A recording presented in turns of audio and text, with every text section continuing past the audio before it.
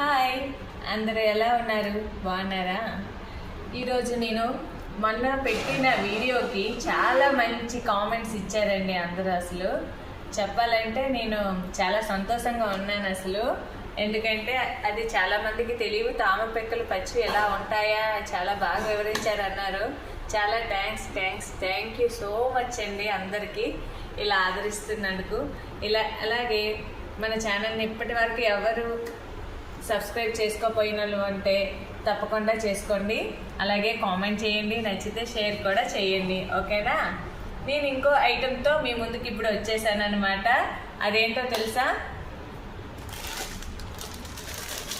Ta-da, ఇదేనండి. మేమేంటి తెలుసా, తంగిడి పిక్కలు అంటారు. మీకు ఓపెన్ చేసి చూపిస్తాను. ఇది చాలా కాస్ట్, ఇంకా రేర్గా దొరికే ఐటమ్స్లో ఇది ఒకటి. దీని టేస్ట్ మాత్రం చాలా బాగుంటుంది. చూడటానికి సేమ్ మన చింతపిక్కలు ఎలా ఉంటాయో అలానే కనిపిస్తాయి. చూసారా, సేమ్ చింతపిక్కల్లాగే ఉన్నాయి. కానీ ఇవి ఓపెన్ చేసి తింటే చాలా బాగుంటుంది. వీటిని ఇసుకలోనే వేపుతారండి. మొత్తం వేరు చేసి ఇలా మనకి విజయనగరం, శ్రీకాకుళం, పలాస ఈ ప్లేసెస్లోనే ఎక్కువ దొరుకుతాయి ఇవి. చూడండి, ఇలా ఉంటాయన్నమాట. ఓపెన్ చేస్తే ఇవి చక్కగా తినేయవచ్చు.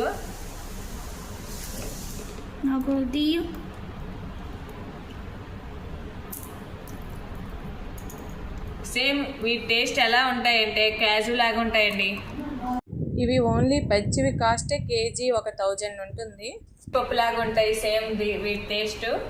అంటే జీడిపప్పు అని కూడా చెప్పలేను. దీని టేస్ట్ వేరు, దేని టేస్ట్ దానిదని. కానీ ఇవి తింటే మాత్రం వదిలిపెట్టరు, చాలా బాగుంటాయి మాత్రం. మేము చాలాసార్లు తెప్పించాము, ఈ మధ్యన దొరకటం లేదు అసలు.